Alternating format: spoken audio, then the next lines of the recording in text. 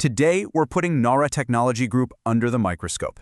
This is China's leading semiconductor equipment manufacturer, and our focus is a structured, data-driven analysis of its remarkable growth, the significant costs that come with that expansion, and the critical risks shaping its future. So let's get right to the point. Here is the entire story in a nutshell. First, Naura is the undisputed market leader in China. Second, its growth has been absolutely stellar, up nearly 30%, fueled by national strategy and the huge demand for AI. But, and this is the crucial part, that growth comes at a price. Profit growth is lagging way behind. We're seeing some very real financial strain, with cash flow turning negative. And all of this is reflected in a valuation that is frankly priced for perfection.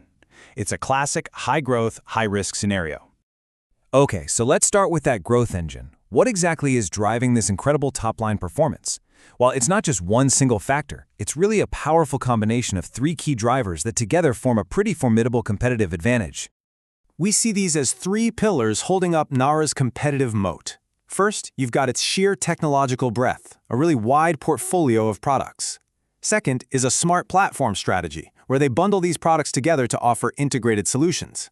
And the third pillar, well, it's something quite unique: the current geopolitical landscape. It effectively creates an entry barrier for foreign competitors in its home market, giving Naura a protected space to grow.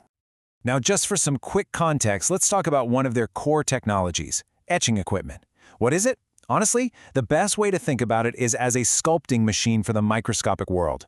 It uses plasma to meticulously carve these incredibly complex circuit patterns onto silicon wafers. It's an absolutely critical step in making pretty much any modern chip. Looking ahead, where is the next wave of growth going to come from? We see four main catalysts. First and foremost is the ongoing push for domestic substitution within China. Naura is perfectly positioned for this. Then you have the powerful global demand from AI and high-performance computing.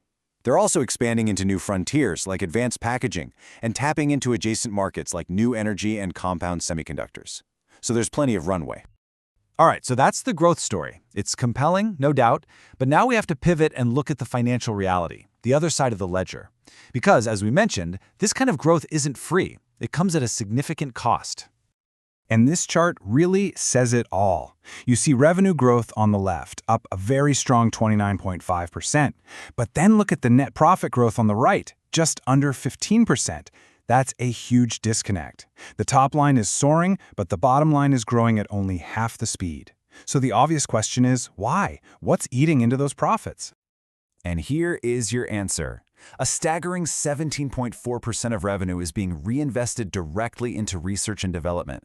Let's be clear, this isn't a sign of inefficiency. This is a very deliberate strategic decision.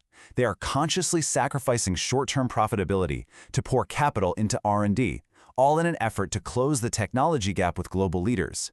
It is a massive, high-stakes bet on their long-term future.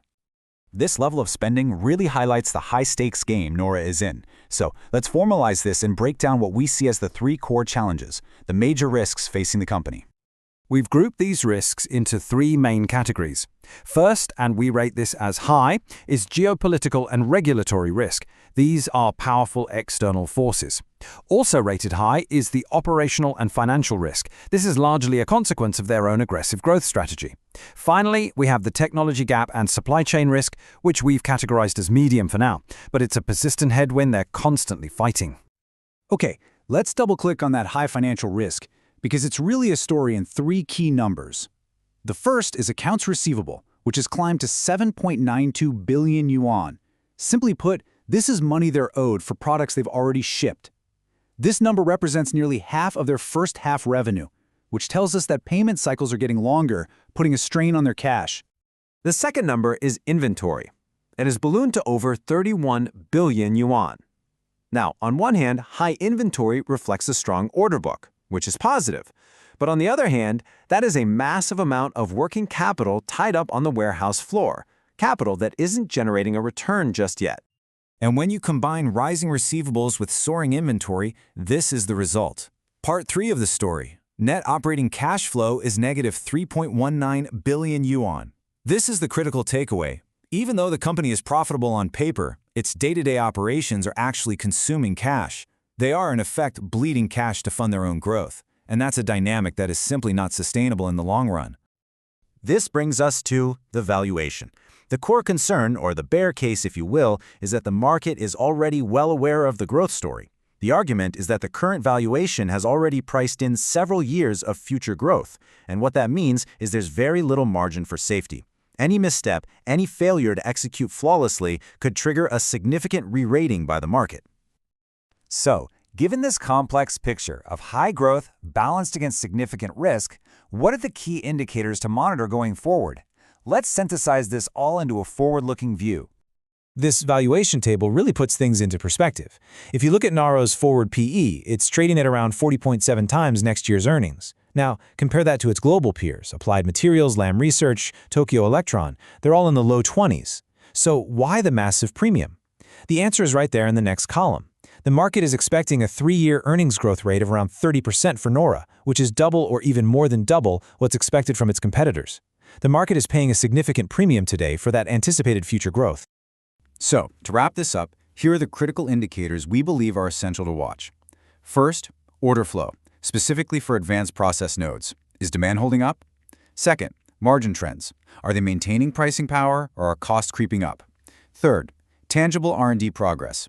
We need to see key technology milestones being met and, crucially, verified by major customers. And finally, you have to keep a close eye on geopolitical developments, especially any policy updates from the U.S. Bureau of Industry and Security, which remain a major variable. And this leaves us with the central question at the heart of the Nora story. Is this a growth at all costs approach, or is it a calculated strategic long-term play? Ultimately, the outcome will hinge on a crucial race. Can the company's strategic ambition and technological progress outpace its mounting financial and operational pressures? That is the essential tension the market will be grappling with moving forward.